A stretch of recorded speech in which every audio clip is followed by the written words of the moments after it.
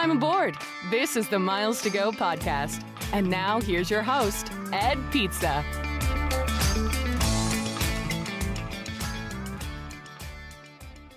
Hey guys, welcome back to the Miles to Go podcast. Fresh off of 2 days of dumpster fire flight delays, I am back at home. And just for a little feel good, Richard, I decided to wear the vintage American Airlines logo of a time when the airlines actually cared just a bit more about the passengers. Still struggling with all my background stuff with some construction going on at the house. So we have the lovely Las Vegas airport in the background today with two carriers that folks may not have heard of.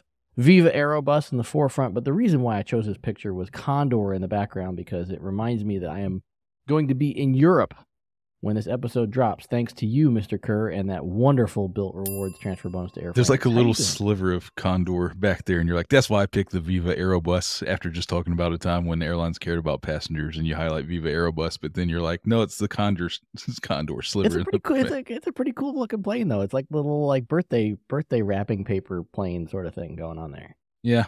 I'm a fan of those, although I don't actually. The new Condor planes have a decent business class product. The old ones had the 222, which we've talked about.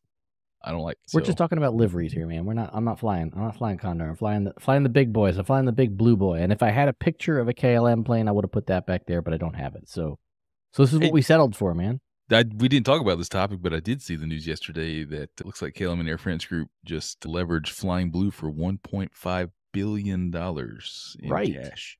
Yeah. So another example of the airlines realizing just how lucrative these loyalty programs are compared to the planes that fly people around. Yeah. No, and I mean, we've seen that with the U.S. programs, most specifically Chase and American Express bailing out airlines during various catastrophes in the U.S. over the past couple decades. So Air France and KLM taking a page out of that book to monetize the program in a much bigger way. We're going to talk a little bit about the disaster that was the last 2 days for me on the road. But for folks who are just tuning in, you can email us at pizzainmotion.com. You can also text us or leave us a voicemail at 571-293-6659. And boy, were you guys busy this week. I got easily a dozen, but probably 15 or 20 questions from folks. So trying to keep up. I promise I'll get the answers out to everyone. We've got a question coming up that we're going to talk about in the show. For social media, you can find him on all the platforms, regardless of what they have been newly named. And I don't think there have been any name changes to any social media platforms in the past 7 days, but he is at Kerr Points on any of those ones that exist. Yeah, I'm about to delete Threads. I've looked at it a couple times, haven't clicked on it, but I think I'm just going to delete it right off the phone. Yeah, I'm pretty close to that myself. I am at Pizza in Motion in all of those same places. And if you want to support the show, you can check out the links in the show notes for our Slack community. I actually have a happy hour scheduled this evening to catch up with everyone in case I don't pass out between now and then from lack of sleep, which we'll get to shortly. But for a nominal monthly or annual fee, you can join the community, have your questions answered, win fabulous cash and prizes, and I even have a pretty cool giveaway coming up that I think folks will be interested in. More on that shortly as soon as I dot the I's and cross the T's.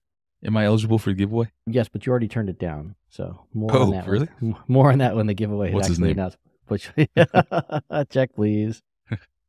Oh, yeah. So, and I want to be like really specific about this, in terms of not sounding like I'm complaining, because honestly, like while I was frustrated while it was happening, it sort of just feels like the new normal to me. But I mean, I know you were following along over my last couple of days worth of flights, but man, it was just a dumpster fire. And it wasn't like system-wide United problems, but boy, did I have a lot of them. What was your itinerary? Where'd you start? Where'd you go? This was the luggage swap. So we got off a Star Cruiser. We flew home from Orlando to Dulles. I was a little bit worried about, Orlando DCA. I was a little bit worried about weather because there were supposed to be severe thunderstorms in the afternoon in Orlando, which we normally refer to as every day in the summer.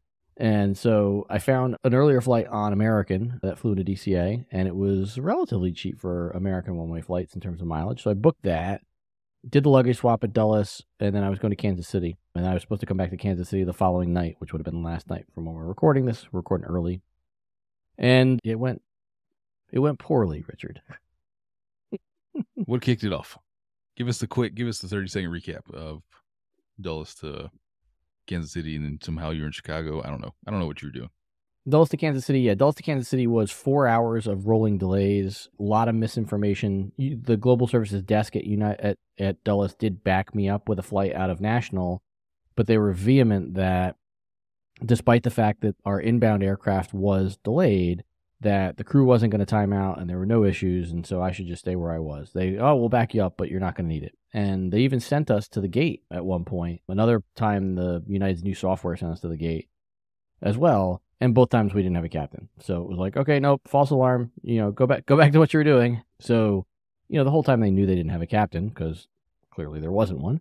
And the one of the other members of the flight crew actually got up at one point and he said, look, like we're looking for a captain right now. The rest of us aren't going to time out tonight, but we don't have a captain who hasn't timed out. And he was the first guy to be honest with us, and that was at like 9 o'clock, I guess. Flight ended up taking off at like 10:30, 10:45 after they cycled through another captain who timed out and blah, blah, blah. But it was just a whole mess of misinformation and just generally not helpful people.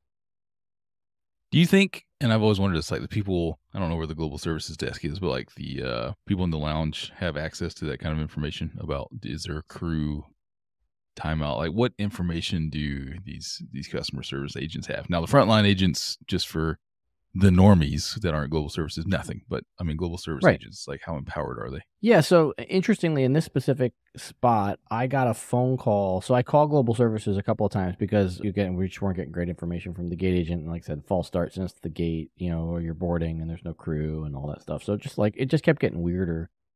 So I called Global Service. I'm like, look, is there anybody? And again, you know me, I haven't been Global Services for very long, so I didn't know what sort of information they had. So I just called and said, hey, is there any information you can give me on what's going on? And so the agent said, well, here's what we know. Your captain's coming from New York on such and such a flight number. That flight's scheduled to take off at 8 o'clock. Call us back after 8.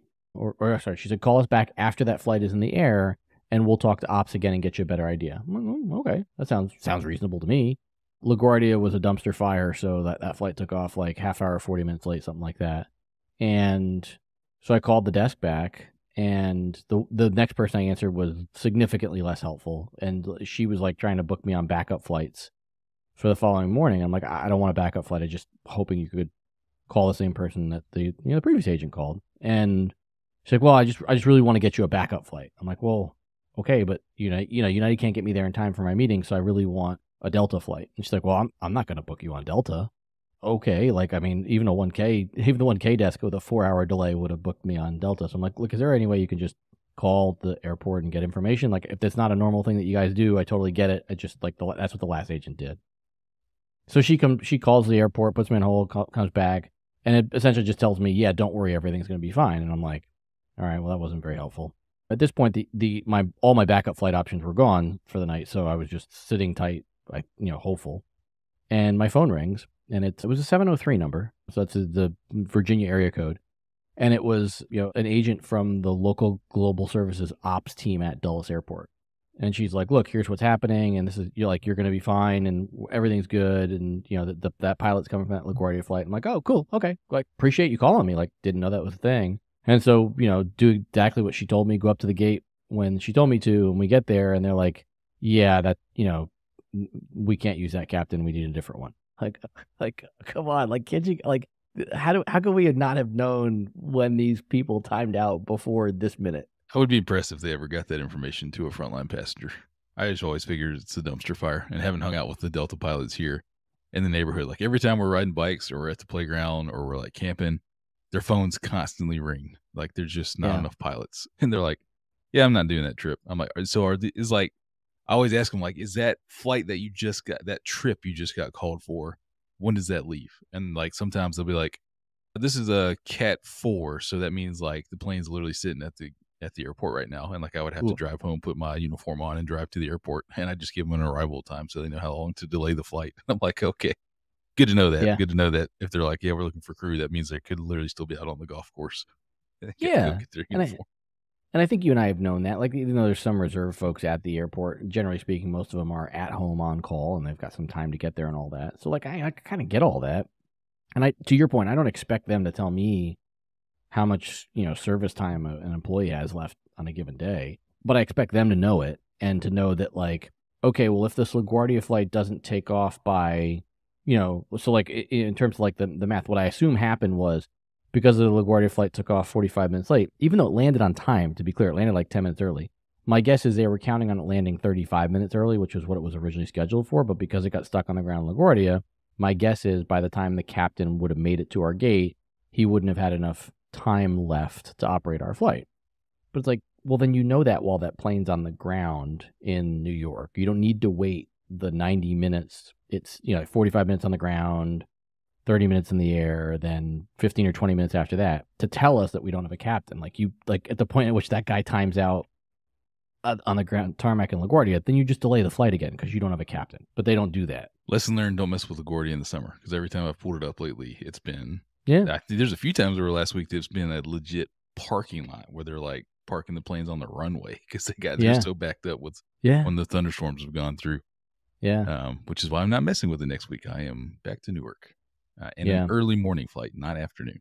Yeah, and so short version of return flight, it was Kansas City to Chicago, Chicago to Dulles, and this was a flight that ultimately would land at like midnight here. My plane for Kansas City to Chicago was in Chicago and delayed again because of a mechanical issue. And it became very clear I was going to misconnect. So they put a couple backup flights in my record, which the Global Services Desk is very good at, and I appreciate it. And then it was like, all right, well, now that this plane, our plane out of Chicago to come get us in Kansas City was at that point almost 3 hours delayed. And it's now, like 7 o'clock at night. And I'm starting to get worried that, well, at some point they just won't fly this because they won't have enough crew available or they won't have enough crew hours. So I'm like, I just need to get to Chicago because I need to get home. And so at least if I'm in Chicago tonight, I can take the morning flight and be home in the morning.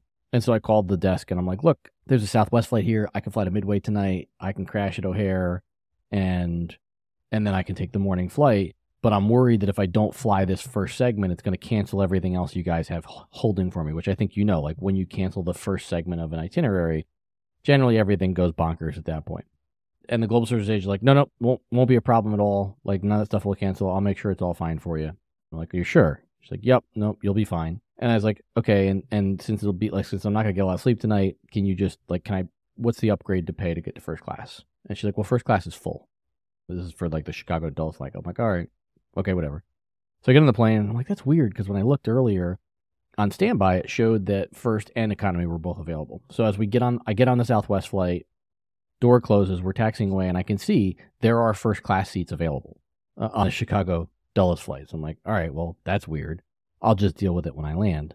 And of course, the final part of the story. I land and all of my flights are gone because the United flight finally did take off at like 10 o'clock at night and every record canceled. Yeah. I'm surprised they put you on the Southwest. I didn't think they even had interlines with Southwest. Like Southwest. Oh, they didn't. No, they didn't. I bought the ticket and just like, I think the first person I ever heard this from, I think was Gary Leff. And it's like when you have flight delays, you treat it like the zombie apocalypse. You keep moving or you die. Yeah. And so I just kept Yeah. moving. So it got me closer. There was another delay in Chicago last night. So I almost actually made the connecting flight because they delayed it 45 minutes for, wait for it, crew issues.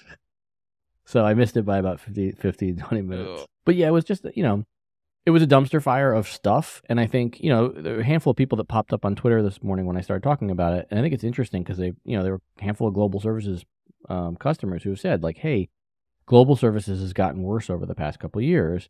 And I also think it's interesting when I've called a bunch of times, I've heard consistently from some of the Global Services agents that there are a lot of new Global Services agents, which tells me that the program likely grew at some point in the last couple of years and they're having trouble, delivering what was that special level of service that they used to deliver. Not too dissimilar from what we're hearing out of the Marriott ambassadors.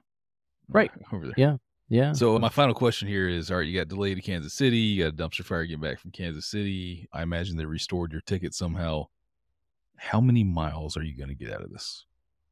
It's a good question. I'm guessing I'm not going to get many because I'm likely going to push them pretty hard to cover at least the hotel in Chicago since this was a mechanical delay. But I didn't get the hotel from them. So as you know, that's likely going to be a challenge. I don't think they're going to cover the Southwest ticket.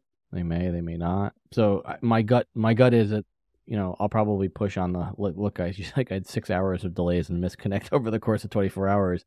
The least you could do is cover a hotel room.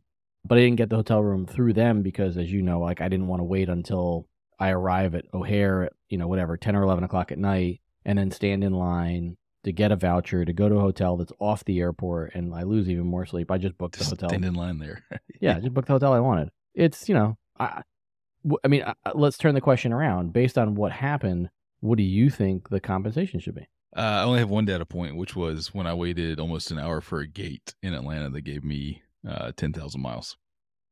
So I would expect you to get around between 30 and 50,000. Yeah, and this is going to sound weird. Maybe this is just me getting old. I'm like almost not even interested in the fight for the miles. I just, needed my travel to go the way it needed to go, and it didn't. And now it's like I just, I'm maybe it's just because I'm salty over the last 24 hours. But I'm like seriously thinking about, all right, well, I guess I'm going back to, once I lose global services, I'm going back to connecting traffic on Delta, and I'll do my nonstops on United. Our buddy Howie keeps telling us, like, when you guys going to fly Delta? When you guys go back to Delta? Yeah. Because now I'm stuck. I will officially complete my challenge. By the time you've listened to this, ladies and gentlemen, drum roll, big gasp, I will be a 1K member until January 2025. Well, now hold on. Yeah.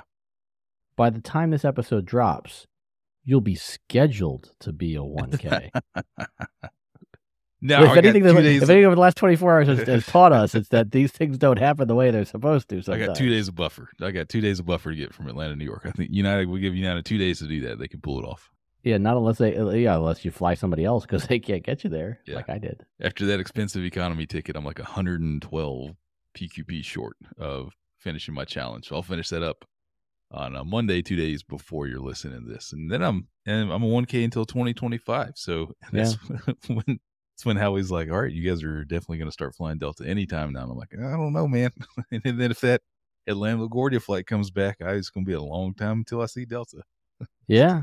I mean, before I was a United Global, I was flying any nonstop that was the most convenient, which most of the time was United. And then I was flying my connecting flights on Delta. So, barring something changing, I suspect that's what I'll go back to as my formula. And I don't want just the last, 36 hours to inform that. But, I've had my bumps and bruises with the Global Services desk. We're halfway through the year. Maybe the second half is better. But the first half of the year hasn't been screaming good of holy cow. And I think when the dust settled, the one thing I was counting on with Global Services most of all, getting upgrades is good and, all that stuff. But it's when things go haywire that they'll get you there. And, the resounding answer over the past 36 hours was, we can't get you there. It wasn't, it wasn't helpful in the 36-hour period where it really needed to be helpful. And none of it was weather induced. I think that's the kicker for me. None of it. Yeah. No, it was all mechanical. And then it was finding backup crew and, all that stuff. So. Are you ready for the professional podcaster transition? I've followed your lead. Are you ready? This is going to be impressive. Can it really be a professional podcast transition when you ask if I'm ready for it? Yeah, I just need to prepare everybody.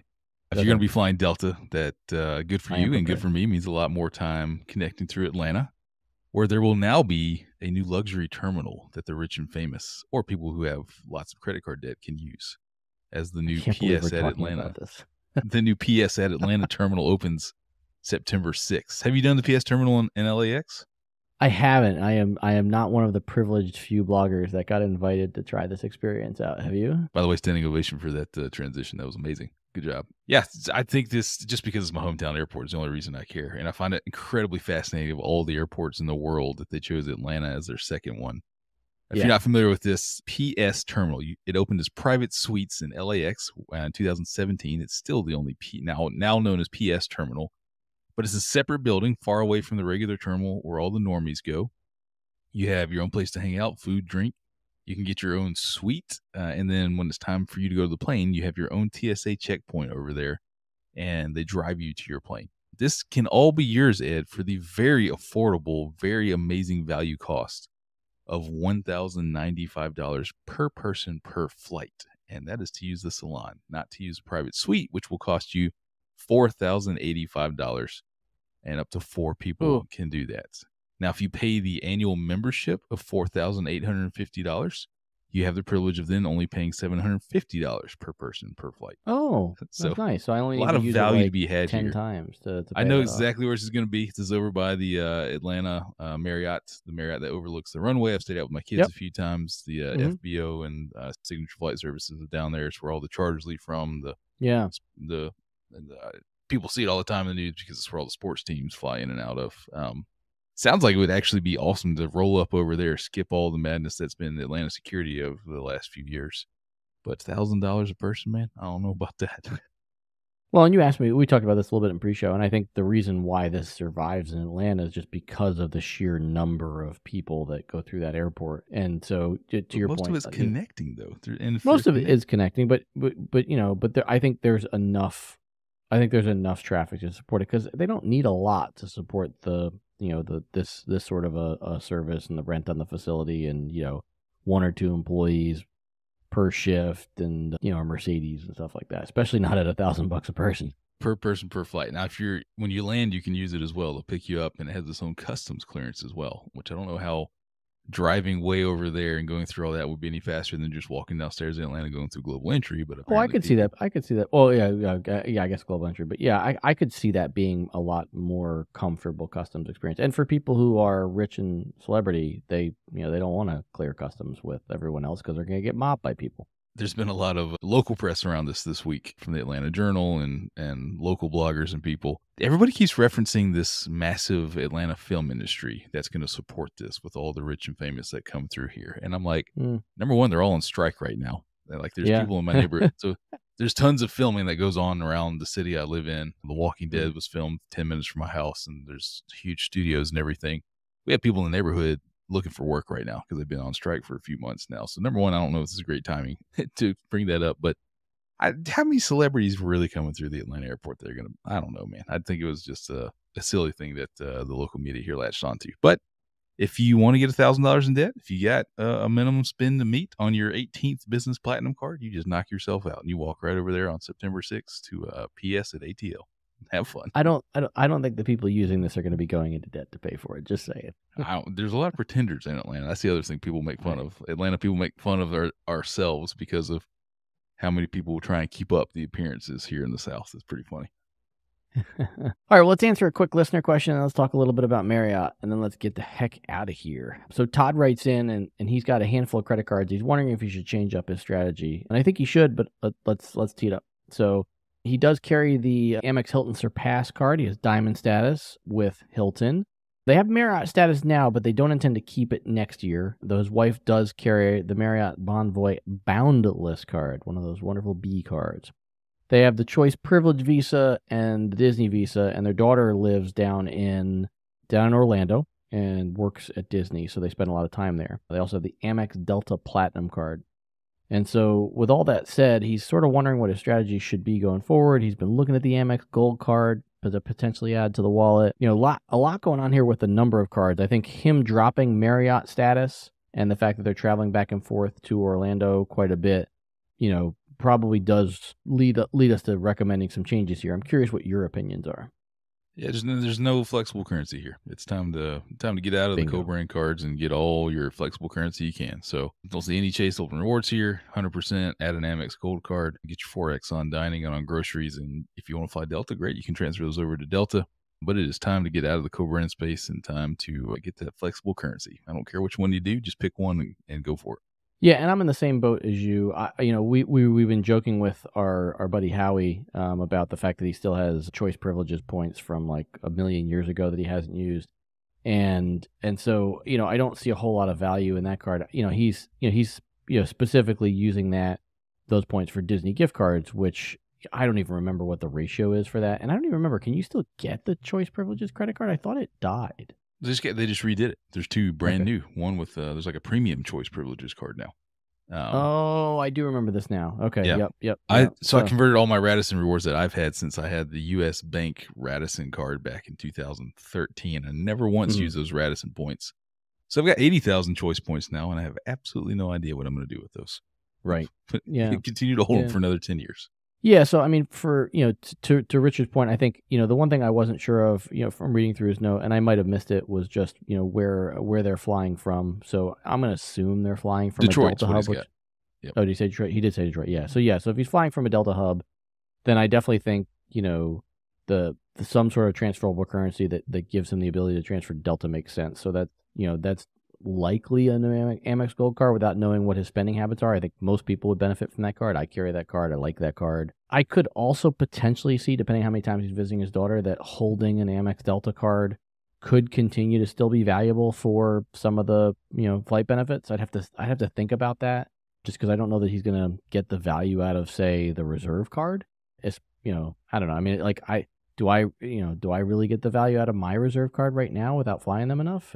It's tough. I mean, at least he's got airports in Detroit where he's got a lounge, but what is Delta reserve card? 600 now? I don't know. I didn't know you still why do you have that card? You're not flying Delta anymore. I guess unless you're going to do spin for getting status. So. That's what I did. Yeah. I was spending on it this year to get one more year, to be able to have Diamond in 2025, because I've got enough to roll over for 2024. So I was going to keep it one more year. That was sort of my plan. But yeah, I could see him keeping a Delta card, but I think his spending should, like, even if he keeps the card, it would be because I think that the goal for the card would be to use it for the benefits, not for the spending. That would be my personal opinion. And for that, maybe the Platinum is enough. But to your point, Amex Gold seems to be a really good fit here. You mentioned Chase. Given his travel patterns, I'm not sure Chase fits him if he's going to be doing the Hilton thing. Like, he's never going to use the Marriott transfer opportunity. Not that many folks should, but I think I'd probably stick with Amex membership rewards here based on the current landscape. Get that flexible currency and go. You can win no matter which one you get. Yeah, I looked up $550 for the Delta reserve card. So I don't think he's going to get that kind of a value out of it. The Platinum card, I mean, the Delta Platinum card, to be clear, like, again, I don't think he'd be a good candidate for the Amex Platinum card, but Delta Platinum card is $250. It gets 3x on hotels, which is okay, but you got the potential for the companion certificate there. You got status boost. You got first check bag free. Like, you've got some things that I think he could earn that $250 back on. So don't hate that card sticking around in his wallet. And I looked up the conversion of choice points to Disney gift cards. It is 8,000 choice points for a $25 Disney gift card. I have no idea if that's a good value or not. Because that's actually a lot better than I expected. As far as still doesn't tell us whether it's a good value. Well, compared to booking hotels, it's a terrible value. But if you aren't ever going to stay in a choice hotel, which I think I have once in the last 12 years, maybe, like, I don't know. And everybody talks about the preferred hotels relationship. I know you can do with choice, but even then, the rate's really a lot of points for one night, even though there's some really nice hotels. So I might hang on to it for that, or I might just say, whatever, I've had these for 10 years and never use them, so it's time to get some more Disney gift cards. I don't know. Brilliant. Ooh, there was that podcast transition. You like that? We're going to talk about, wait for it, the Marriott Bonvoy Brilliant. Standing ovation from the crowd. The crowd goes wild. Sitting ovation from the crowd. So there's a couple of new offers out. We'll link to these in the show notes, and I'm curious if any of these in a vacuum would be enough to entice you. So let's start with the best of the offers, because if that one doesn't entice you, the other ones aren't going to. The Marriott Bonvoy Brilliant card. And this is the one with the really big annual fee, $650, but you can offset just about half of that with that funky restaurant card stuff, where you get like $25 a month in restaurant credits. You get 150,000 points after spending $6,000 on the card within the first 6 months. And then you get an additional 50,000 points if you complete 6 paid nights in the next 6 months. Look at that. Driving paid stays with the co-brand card. What say you, Mr. Kerr? 6 paid nights is a lot of paid nights for me at Bonvoy properties. Mm-hmm. 50,000 points is not even a free night at places I want to stay. So am I diverting 6 stays, the opportunity cost of 6 days worth of Hyatt points for, call it, 1 free night at a Marriott property? I don't think I'm doing that. Yeah, I think for me, I think if you were going to use the Elite Night credits to get to status, maybe this makes sense, because the card also does come with a free night award, that you can use every year. So if you are able to use the dining credits and you are able to use the free night award at a valuable property, those two things could likely cover the annual fee. So if you notched those two things, then the 25 Elite Night credits to boost you to a higher status level, I could kind of see a path there. And, 200,000 points is pretty rewarding. To your point, like I definitely have to have paid stays already on my radar. I don't think I'd move 6 days for 50,000 points, especially because, of the value proposition creep on some of these properties. We talked about this a bit. I got harassed by somebody online. Actually, no, I think it's somebody in the Slack community who said that, Swan and Dolphin, were 50 to 60,000 point properties versus, the Hyatt Grand Cypress, more like 18 to 20. And I'm like, I'm just seeing the opposite. I rarely see Swan or Dolphin for less than 60. You pulled up a reservation the other day where it was like 72 a night. Yeah, it was brutal, man. So, and that's, again, before parking and before resort fee. So you're still paying $100 a night on top of that. Right. So we're typically seeing the Swan Dolphin for call it the 60 to 70,000 point range. So that 50,000 points doesn't get you a free night there anymore. And, so I think that the value prop there is not great, but if you were trying to shoot for status, I think there's potentially a path. The other offer to consider here is the Bevy card, another horrible name for a credit card. But this offer is 125,000 points for 5,000 in spending with the same tack on of 50,000 points for 6 paid nights. The difference here is that you've got, a much lower annual fee on the card, $250, and you still get the free night award, but you have to spend $15,000 on the card to get it.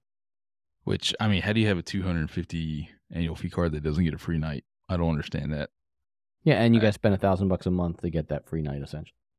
Yeah, and the free night on the 650 card is 85,000 points per night with no spend, and then this is a 50,000 point free night with 15K spend. I think it's the same question we all had when this $250 annual fee card came out. I don't know what demographic or market they're going after here. I think there's a lot of swings and misses on it unless people just cannot stomach a $650 annual fee card, which I 100% am empathetic to. So I just don't know. I literally am looking at my Bonvoy business card that I have right here in my hand. I think even it has a free night that's $35K, and this annual fee is like $95 with no spend requirement. I think so. I love that you think. You hold the card and you're like, I don't really. Yeah, I can't, like, none of us can keep up with these different. I still have no idea all the names of the Marriott cards. They all, like, I don't know. They all blend together. Yeah, I can't keep up with it. I just had to look up that the Boundless card is the $95 annual fee card because I didn't remember that. I'm going to look up here. The Marriott fans are screaming in their radios right now. These guys don't like, I can't, sorry. When I worked at the Points Guy, I had a huge chart up that I had to bookmark it so I could constantly pull it up and understand like what it is. No, I do not get a free night. Actually, yeah, I do get one free night award every year after your card renewal month. So perfect. And if you spend $60,000 on the card in a year, you get another one. So the annual fee on this card is $125. So for $125 a year, I get a free night with no spend, or you can pay $250 and have to spend $15K to get a free night. So the choice is yours. Yes, it is. Well, I think we leave it there on the Marriott offers. I think, they fit a certain group of people, but probably not everyone. It's certainly not the sort of thing that I would be moving paid stays over. But if you are, and I think we talked about this when we addressed our feelings on the Marriott program recently, if you're someone who patronizes the Marriott program on a regular basis, then the extra 6 paid nights probably isn't a big deal for you, and the 50,000 points is a decent bonus for those 6 paid nights. Having to move those 6 paid nights and sacrifice something else, we don't think it's worth it.